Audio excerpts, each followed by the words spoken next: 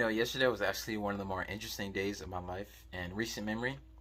I'd actually never done a double feature before, and watching Oppenheimer, which is like a 3 hour long historical drama, and then going to Barbie, which is like this 2 hour meta comedy.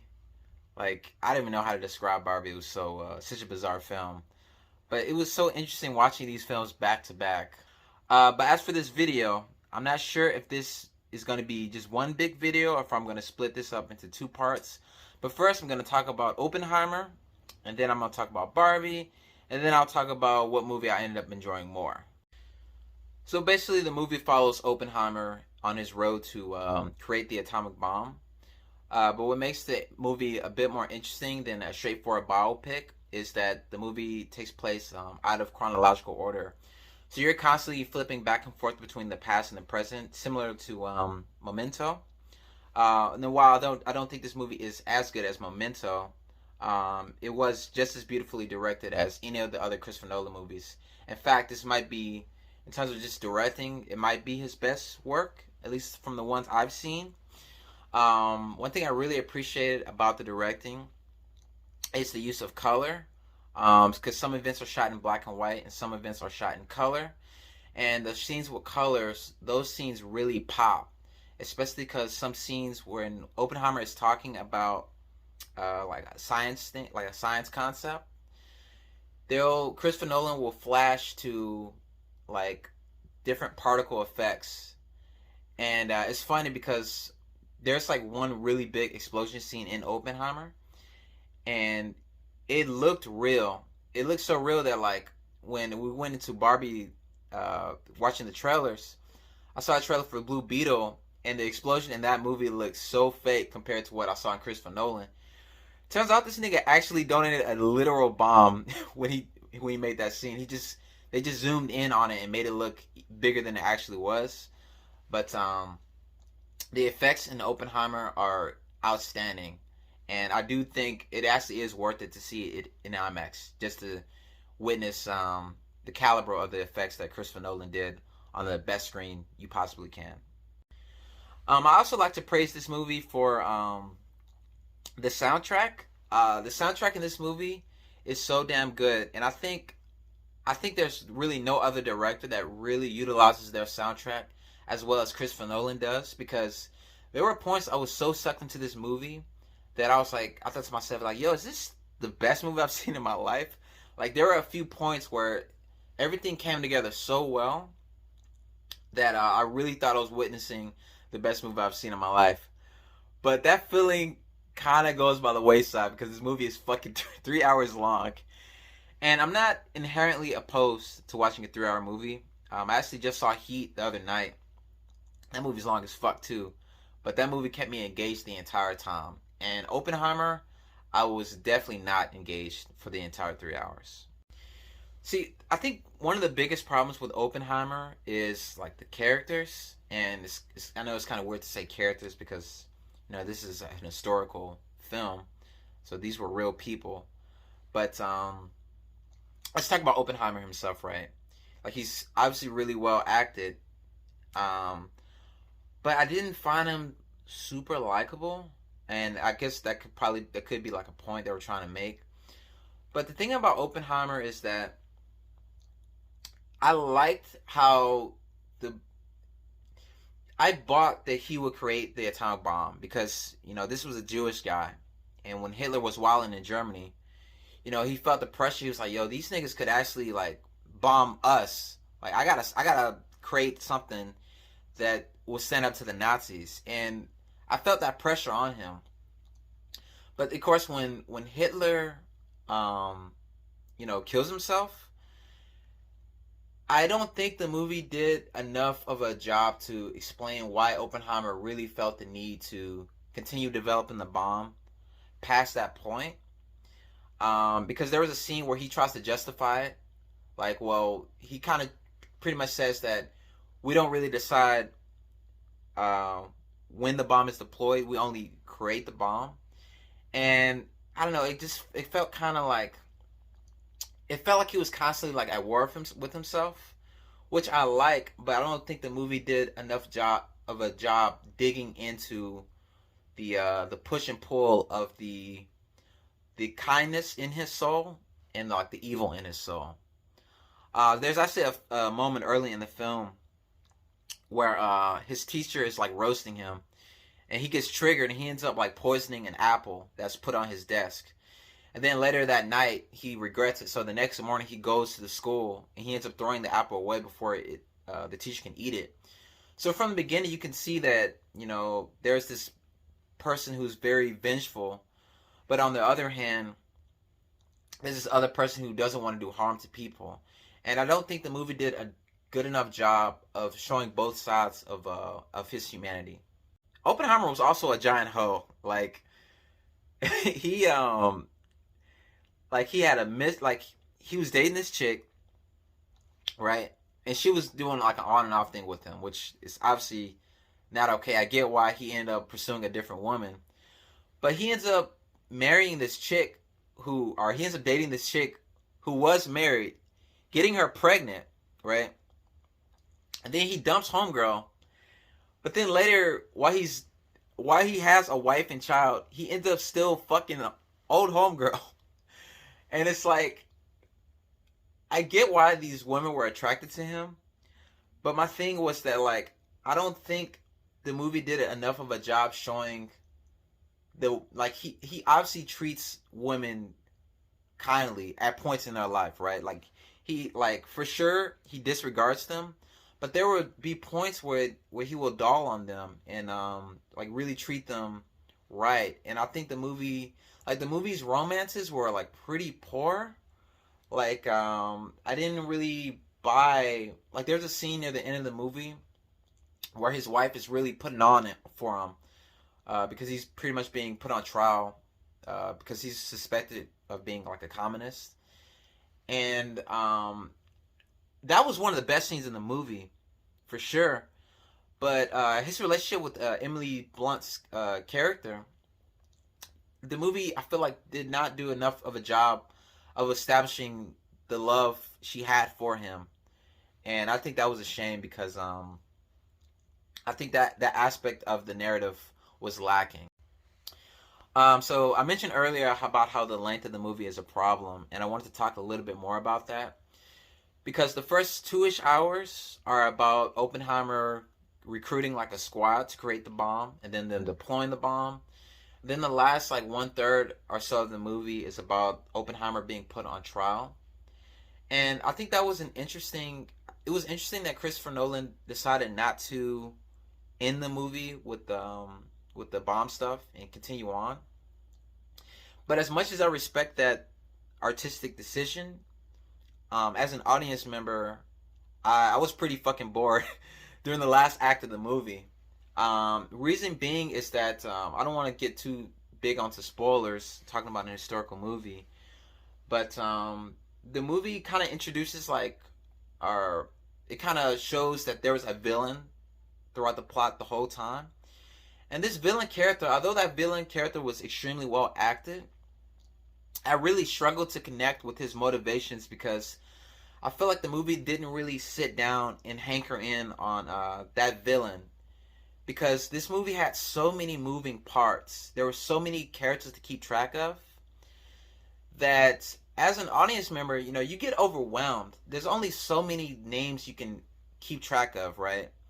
And even though Christopher Nolan, whenever he would reintroduce a character, like, let's say Oppenheimer is talking to someone, he says, "Oh, Jack." Christopher Nolan will show an image of Jack on screen. Like, he did his best to try to keep audiences along with the ride, but there comes a point where it's just an information overload. And I can follow a long movie, but I feel like if the movie was so scatterbrained, because it was telling like 2 different love stories, well, really 3. It was telling them creating the bomb. It had this moral dilemma. It had so much stuff going on that by the end of the movie, when it kind of did this kind of like a legal battle, 3rd act climax, it was really hard for me to stay invested in that because I think the movie was more interesting when they were creating the bomb and dealing with the moral dilemma. And I think the moral dilemma aspect of the movie needed more focus because a lot of people critique this movie about being just another like white guilt film. And I'm not going to say the movie doesn't have any aspects of that, but the movie is so much more than that. And I think the movie should have done more to um, portray why that is. This movie actually reminds me a lot of one of Miyazaki's best movies, The Wind Rises. That was about this guy from Japan who created like the bomber planes. And what I love so much about that movie, and part of what I love about Oppenheimer, is that it really showed the divide between an artist and the art they create. And the thing about The Wind Rises did such a great job of showing that well, at least this was my interpretation of the movie, is that the art you create is it's not a demon. Like no matter what you create, no matter what harm is is brought into the world because of your creation, that's not you. That's the creation of that device is not inherently sinful, right? And I think Oppenheimer was kind of on that wave, but like I said, there came that point where when Hitler killed himself, and Oppenheimer was trying to justify still creating the bomb to scientists who were arguing that creating the bomb was like obviously a grave sin. And I think it's great that it's a great moral dilemma because as a scientist or as an artist, you constantly want to push yourself. You want to take the next step in your field. But I think the movie I think I needed at least like one real scene to really dive into that aspect. And we never really got that scene, and I think that's a real shame. So I think, I've been really complaining about this movie for like the last 5-ish minutes, however long this review has been going on. But I really do think that the best parts of this movie are some of the best filmmaking I've seen in my life. I highly recommend watching it in theaters. I think it's a great movie. Is it as hype as everyone was saying? I don't know, dog. I don't think it might not even be like a top 3 Christopher Nolan movie for me. But it's still a great movie, and that's what's so awesome about Christopher Nolan is that this nigga's level of quality is so fucking high that you got a movie like Oppenheimer, it's still super fucking good. It's just that like I don't think the movie really came together as well as I wanted it to. And I think part of that was like the marketing hype. Like Robert Downey Jr. said, like, "Hey man, this is the best movie I've ever been in." And, personally, I can't go that far. I do think he had some of his best acting in this film. But, as for the best movie he's ever been in, I don't know about that, dog. But still a great movie. I probably, if I had to rate it, I would probably give it like an 8 out of 10 or 7.5. Still a great movie. But now let's talk about Barbie. So, like, going into Barbie, I had extraordinarily low expectations. Even after I saw the other good reviews pouring in. Like, just from the jump, to me, it just seemed like a cash grab. Like, I was like, how the fuck are you gonna make a movie just called Barbie, right? Like, cause typically, like, the Barbie movies I saw growing up, they were always, like, adapt, like, a fairy tale, right? But this was just called Barbie, so I was like, bro, this is gonna be bullshit. But, man, dude, Barbie blew me the fuck away. So, the movie's not perfect. I'm gonna say it right off the bat. This movie's like a minimum, like a 9 for me. And the reason why it's not perfect is I think the intro is a little slow. Now this, I do think that, I would literally just left Oppenheimer, right? So I think that does affect my opinion a bit. Because my brain would just fucking like scatter. Like, I guess this is a spoiler for Oppenheimer. You can skip the next like 5-10 seconds. But the last shot of Oppenheimer is like Oppenheimer thinking about the world exploding and then closing his eyes. So that image was just in my head throughout the whole first part of Barbie. And the whole first part of Barbie is basically Barbie, like the Margaret, I don't know her name. Margaret, I think is her first name. But her character is just going through the emotions. Like her day to day life, she wakes up, she goes to like the beach. Everyone says hello. Everyone's super friendly. Then at night, she parties and dances. And when she's dancing at night, she thinks to herself like, "Hey, you guys ever think about dying?" Which was like really funny. But the whole first part before that, where she's just going through about her day to day life, was pretty boring. Like it's there's so many jokes, so it's just saying, hey Barbie," because everyone's named Barbie, and all the girls are named Barbie, and all the men are named Ken. So it's like, "Hi Barbie, hi Ken." It's like that dialogue repeats ad nauseum for like the first like 5-10 minutes. But let me backtrack a bit. The actual intro of the movie had me hooked because it's a ode to 2001: A Space Odyssey, where you see a bunch of little girls playing with like babies or playing with baby dolls, and eventually Barbie appears, and they like start smashing their dolls, which was like a really inventive way to start the movie. So I was intrigued from that, but after that scene, when it was just showing Barbie go out about her day to day life, I was like, this is kind of whack. The jokes weren't really hitting. But once Barbie starts having her existential crisis, thinking about like death, and her perfection just starts to unravel, and that's when the movie starts to get really, really interesting.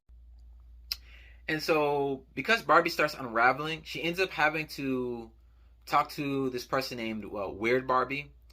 And basically, Weird Barbie pretty much tells her she needs to go to this quest to go to the real world and meet the girl who's playing with her. And when she meets that person, hopefully she can help her to help herself. Because if she can help her, if she can help the girl who's playing with her, her mental state, it'll help Barbie's mental state. So that's kind of where the story starts. And so Barbie goes on this journey, but along the ride is Ken, Ryan Gosling. And dude, Ryan Gosling is so fucking funny in this movie, dude. Like, he damn near stole the show for me. We'll talk more about him later. But one thing I'll say right off the jump is that it's funny because, like, I didn't go into Oppenheimer, expecting a girl power movie, right? And I'm not saying the female characters were like bad, but like when you look, like, Barbie is such a female led movie, right? But like the male characters, regardless of what you'll see from like right wing YouTubers saying the movie's woke and all this all this shit, dude. Like, the movie actually treats its male characters with so much respect that, like, it's funny because Barbie's supposed to be like this kids movie, right?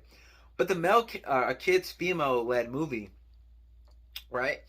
But you look at fucking Oppenheimer and the female characters are like so, they're damn near like one dimensional.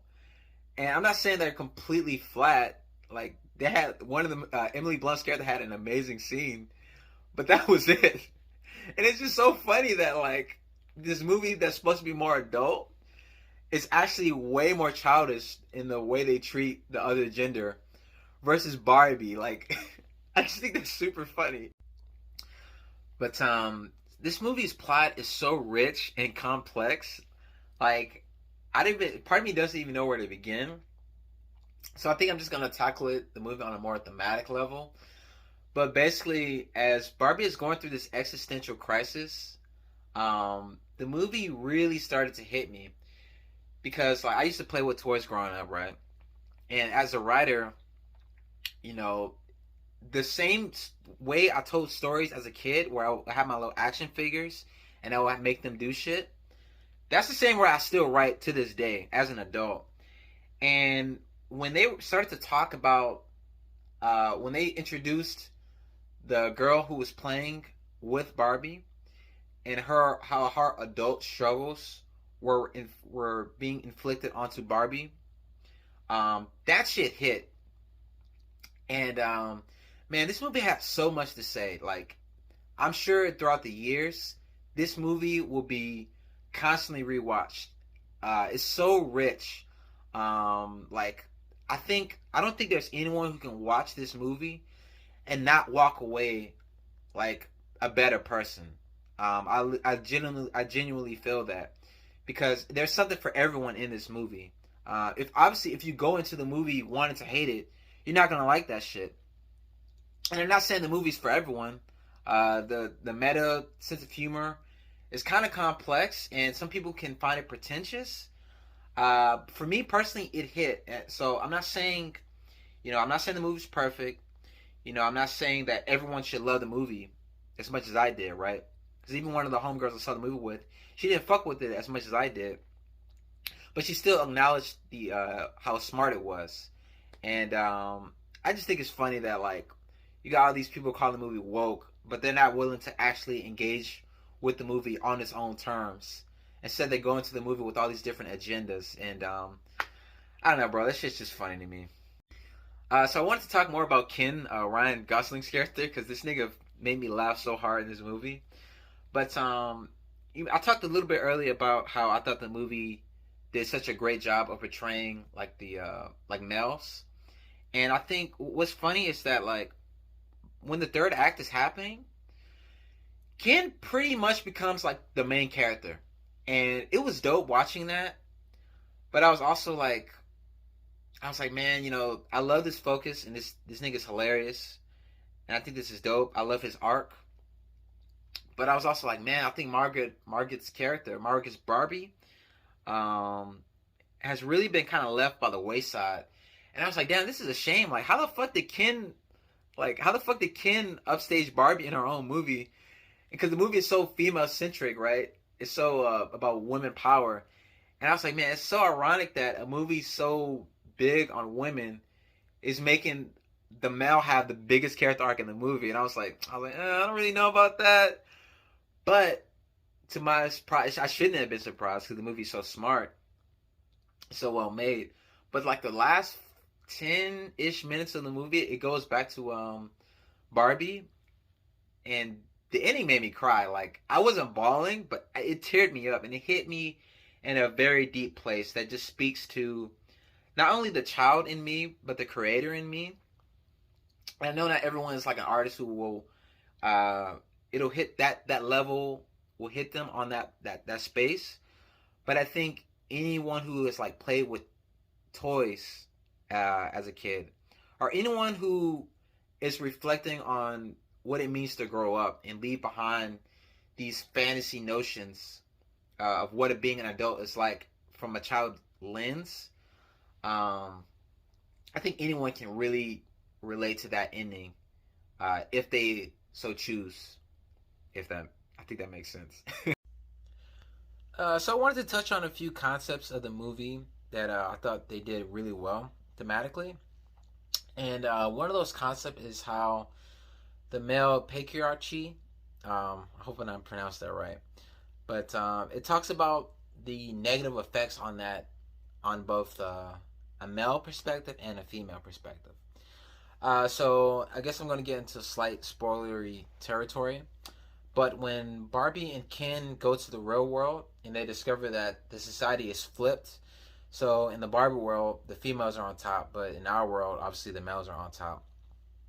And so Ken feels empowered by this, but Barbie feels, she's like depowered by that.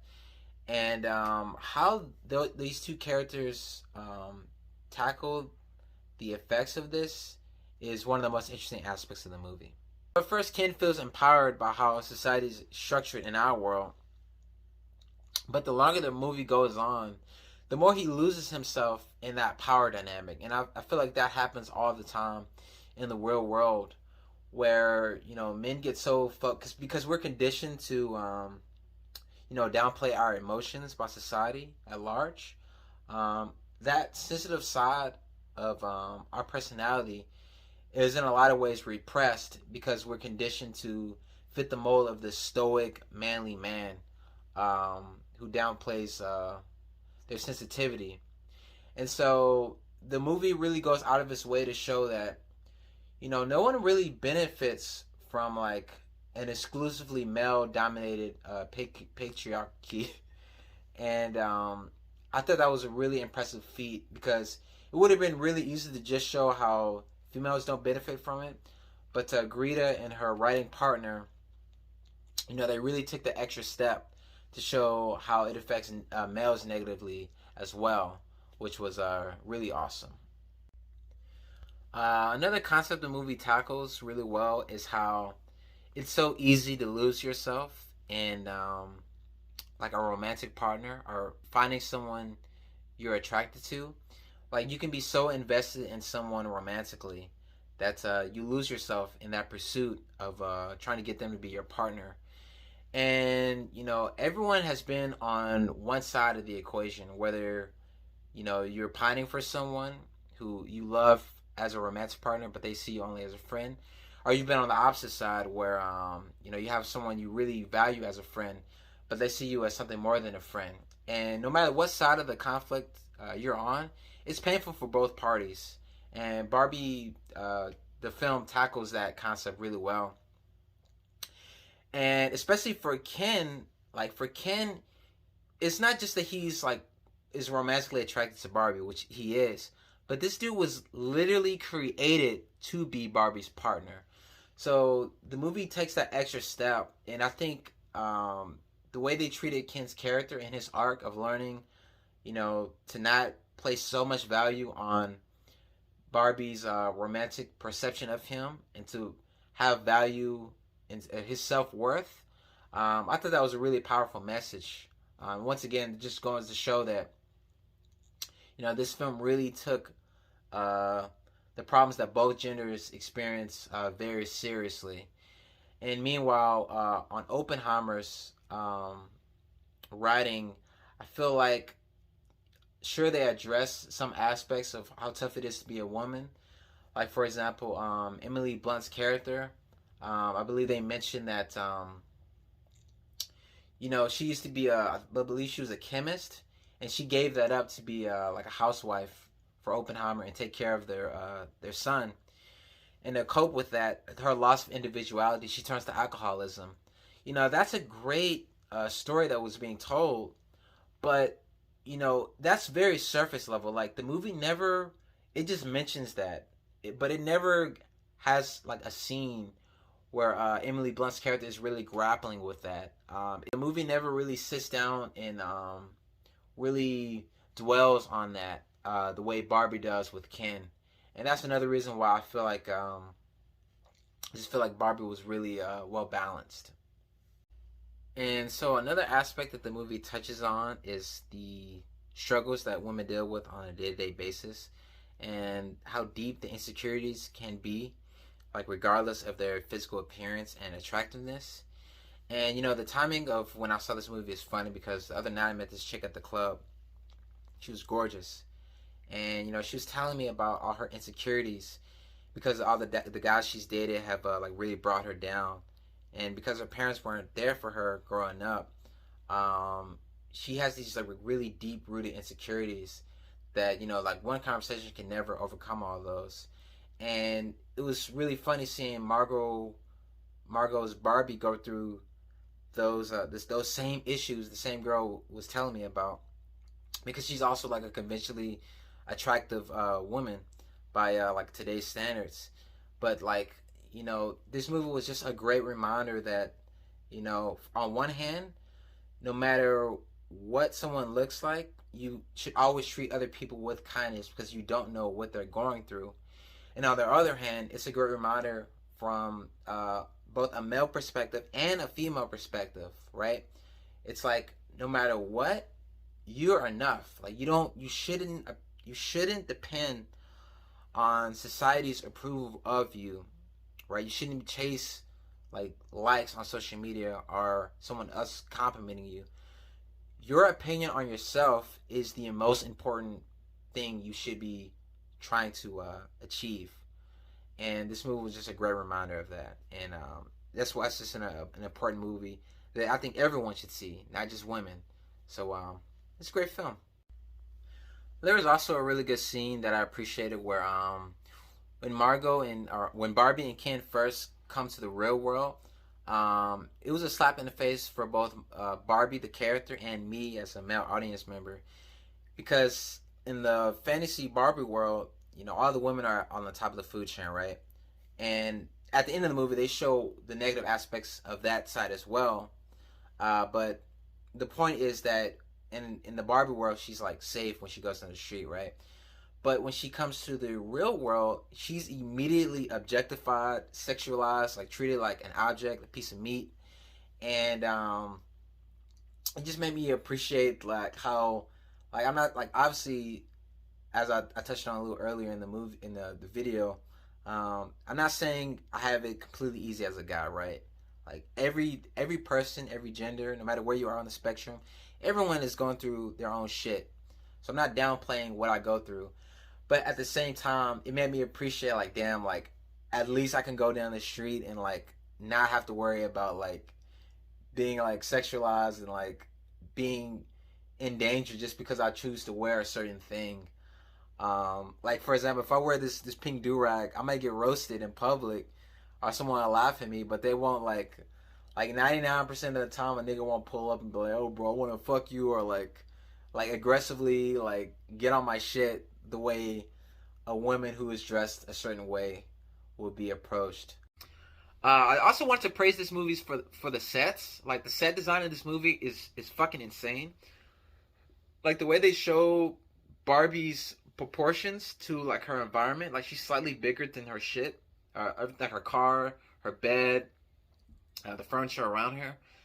They really took and inspired. The set design was so inspired that I actually believe it. Like because Oppenheimer was like 100 million, and I think Barbie was like 150 million to make, and you can actually see that reflected in the product.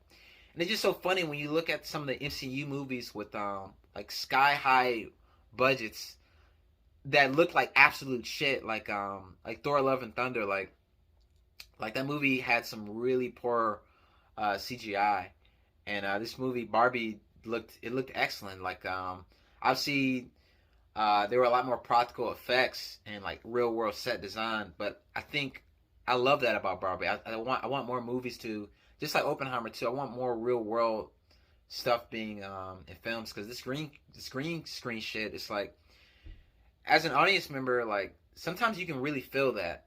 And Barbie made me realize how much I missed, and Guardians of the Galaxy 3 too. That just made me realize how much I missed actual set designs in like modern day movies. And so as for like my problems with the movie, like I said, I think the beginning was, after the intro, the first 5-10 minutes, the jokes were a little too repetitive. And there was this one scene near the middle of the movie where Barbie gets in the car with these dudes in a black van, right? And this chick who wants to talk with Barbie, she's in the car, right? Tell me why homegirl gets out of the car and starts pursuing these people on foot when she's in a fucking car. Like, dude, just fucking drive after them. Like the movie is so well written that that one scene stuck out like a sore thumb. Like it was, that scene was kind of bad, but other than that, I have very few problems with Barbie. Like maybe 1 or 2 jokes didn't really hit for me, but the movie was constantly funny. And the thing about how preachy the movie was, what I appreciate about it, is that the movie never stopped to preach. At least in my opinion. Like even though, okay, that's a lie. The movie does stop to preach, but the movie was it was always entertaining. Like even when it was preachy, it was still funny. Like I was laughing throughout the whole movie, and I don't know, man. I can't wait to just really sit and read the screenplay for this movie, because it was so well written, and I'm just really impressed with it. I wanted to address a quick complaint I've heard, from like a legit complaint I've heard about the movie, and not just people being butthurt that males are being treated. Some of the males in this movie, in the first act, the males are being treated like the women are in fucking Oppenheimer, pretty much. So some guys are complaining about that. It was just like, bro, come on, guys. Like, I don't know why I'm addressing that, but some people were complaining about how Margot's Barbie, her character lacked depth, and because she lacked depth, it was hard for them to connect with the character. And although I think that's a valid complaint, I also think that was kind of the point, because she was supposed to be stereotypical Barbie, right? She was like kind of like, I don't know, maybe ditzy is kind of a harsh word, but she was just very plain in the first beginning of the movie.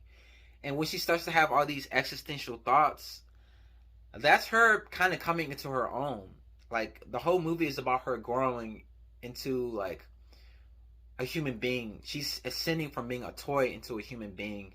And I think how she's more flat during the first like 2/3 of the movie, or I guess throughout a lot of the movie, she's more flat. Even though she's incredibly well acted, even though her character's more flat, I think that was kind of the point. So that's my defense of that critique of the movie. You know, this Barbie actually reminds me a lot of similarly to how like Oppenheimer reminded me of the Wind and Roses, but like kind of worse. Um, Barbie really reminded me of the Lego Movie and the Truman Show. Both of those movies kind of, or the Lego Movie kind of talks about the relationship we have with our toys, and the Truman Show is about like a fictional character kind of realizing he's in a fictional world and gaining sentience. The movie reminds me of both of those movies, like a great mix of both of those. But you know, funny enough, I think it's on the same level as those movies. I think this movie is, I think it's fucking excellent. And if it's not already obvious, I very much enjoyed Barbie. I actually enjoyed it far more than I did Oppenheimer. Which, if you told me a year ago that I would like Barbie more than a Christopher Nolan movie, I would have punched you in the face. So this movie surprised the fuck out of me, and I can't recommend Barbie enough, man. I think for sure, watch both movies in theaters. Great filmmaking for both, both great films in their own right. But you know, I think Barbie is just so, it was just so well executed from like every level. While you know, Oppenheimer, like directing excellent, acting excellent, score amazing. You know, those three things. Those three things really pushed the movie for me. But yeah, the script, man, the script just wasn't as tight as Barbie, man. Barbie's script is, I think, is an instant legendary. It's an instant classic film. But I'm like particularly extremely impressed with the script and how they were able to balance so many messages and humor and heart. It's an achievement from Greta, and I'll put in post the fella who helped write the film, who co-wrote the film with Greta. Both of them did an incredible job writing this the script for this movie. But yeah, I think I've said like pretty much everything I've wanted to say about both films. So I'm gonna stop here. But I hope y'all enjoyed that. And before we go, I have to chill my book as usual. This is my novel Nina and Minerva. I hope you can tell by now that I have some kind of storytelling expertise. So I would appreciate it if you checked out the book if it interests you. The book's called Nina and Minerva. The premise of the book is that after an alien invasion cripples society, two extraordinary women from opposing factions fall in love as the fate of saving the world starts upon them. You can find the book on Amazon, $20 for a physical copy, and you can get a digital copy for $10. And if you get a physical copy and let me know, I'll be happy to send you an audiobook version for free. But yeah, I hope y'all enjoyed it. I hope y'all enjoyed the review. I hope y'all enjoyed Barbenheimer. This was like a truly epic cinematic experience. I don't know if we'll ever have such a awesome combination of two different great films with so many conflicting tones. I don't know when we'll have that again, but yesterday was definitely a day to remember. Shout out to my homeboy Sid who invited me to chill with his group. And but yeah, let me know what movie you ended up preferring, Barbie or Oppenheimer. Please comment and like let's have a discussion. You know, I'm actually curious because I'm sure some people enjoyed Oppenheimer more than Barbie. Actually, when I was walking out of Oppenheimer, this elderly couple was like, the lady was crying. So that movie really touched her in a place it didn't really touch me. And I would love to hear other opinions on what you guys liked about Oppenheimer or what you liked about Barbie. Things you thought I missed about either film. But yeah, I'm going to stop. I hope y'all enjoyed that. Bye-bye.